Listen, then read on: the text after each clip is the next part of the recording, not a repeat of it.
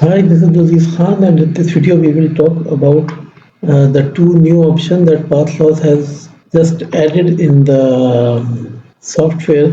The good thing about PathLoss is that they constantly and very regularly add new features to it. So after every 2 weeks, 3 weeks, you get some new features. So some of the features are, you can say, very technical, and discussing them in a new video is not very easy. However, some of them are beneficial for normal use, and I thought that I should make a video on them. So if you go in files, you will find that there are these two new options now. They were not there in the release 57.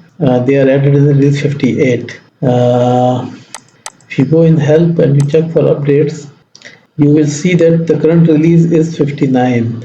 So these were added in release 58, and the good thing about them is that especially the second one, verify link file association. This is quite good for a larger network. If you have a lot of links, then what it do is that if I click on it, this window will open.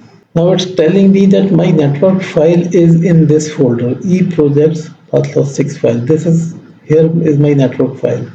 And I have 15 links, and out of this 14 links have a file association, and one link do not have a file association, so the link is not fully built maybe.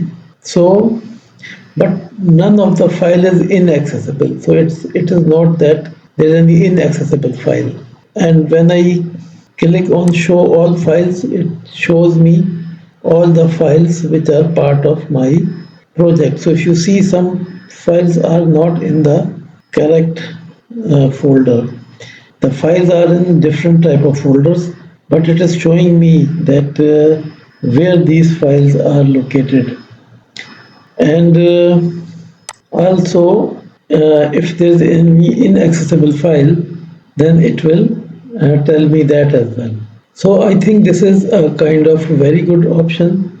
And for example, if you by mistake, if you delete some file or you remove a link, and then when you brought the link back, then you are not able to locate the file. So this option will tell you that what are your actual files, where are they located, and the second option was that if I use it, I can use a relative link path as well. So what is the difference? If you see here now this checkbox is checked now. So now if you see the all the relative files, they are showing as the relative file, not as the absolute path. So this is the network file folder, and then these are all of your relative paths. So this also gives you a kind of ease that you can very easily see that okay, which is in the my root folder, which is under which of the folders. So now everything is shown as a relative to this file. If you can uncheck it, you can see the absolute paths as well, and you can recheck it, so it will show you a relative path. And once you click this, then you can use the relative path option. So I hope that the people who are working on it, who knows that sometimes this file location, it becomes a very big issue for handling the path loss things.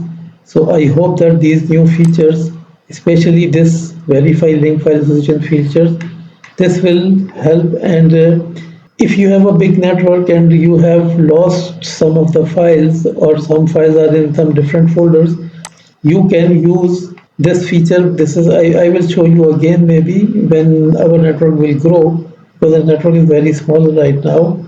So we will see that if we will remove some files to some different folders, and then we can recreate the association with the network file. Previously this was a kind of tough job. Initially when I was working on PathLoss-4, at that time even changing some files to a different folders was a cumbersome thing, and it could bring big problems when we have a large network and we wanted to distribute it in some smaller folder structure.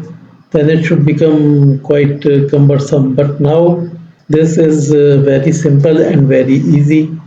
So I hope you should like this video and you should have learned something from it. So let's meet in some next video. Goodbye.